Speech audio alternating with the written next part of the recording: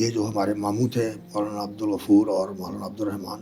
ان کے ساتھ بھی مدرسے کے اندر جو ہے نا ان کا تعلق تھا اوڈا والے مدرسے میں۔ جی تو والد صاحب کو پھر انہوں نے یہاں مقرر کیا کہ آپ یہاں جائیں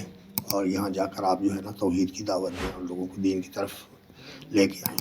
تو وہ آئے تو کہتے ہیں کہ میں جب یہاں آیا تو اس وقت ایک چھوٹی سی مسجد تھی 2-2.5 مرلے کی، تو وہ بھی بالکل بے آباد تھی، قاضیوں والی مسجد کے نام سے مشہور تھی۔ تو قاضی جو تھے یہاں کے، ان کا اہل توحید کے ساتھ تعلق تھا، وہ اہل توحید تھے، اہل سنت تھے، تو ان کے نام سے یہ مسجد تھی۔ تو اس مسجد کے اندر جو ہے نا وہ والد صاحب کہتے ہیں کہ میں آیا تو وہاں بے آباد سی تھی، تو اس مسجد کو صاف سوف کیا اور وہاں جو ہے نا شروع کیا دعوت کا کام۔ وہ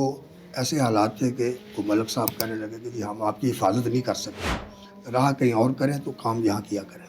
قریب ہی ایک گاؤں تھا غازی پور، ابھی بھی ہے وہ ماشاء اللہ،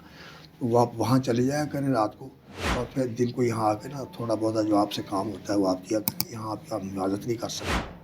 تو والد صاحب رحمۃ اللہ علیہ فرماتے ہیں کہ میں نے وہاں جا کے کچھ رہنا شروع کیا اور آ کے یہاں کام کرتا، پھر میں نے کہا کہ ایسے تو کام نہیں ہوتا، مجھے رہنا بھی یہی چاہیے اور کام بھی یہی کرنا چاہیے، اللہ تعالیٰ کی حفاظت ہی کافی ہے۔ تو جی انہوں نے پھر وہاں رہ کر ماشاء اللہ کام شروع کیا۔ کہتے ہیں کہ ایسی صورتحال تھی کہ کبھی میرے ساتھ نماز پڑھنے والا کوئی آدمی نہیں ہوتا تھا، میں باہر دیکھتا کوئی گاؤں سے آیا ہوتا تو میں اس کو کہتا ہوں یار میرے ساتھ نماز پڑھ لو۔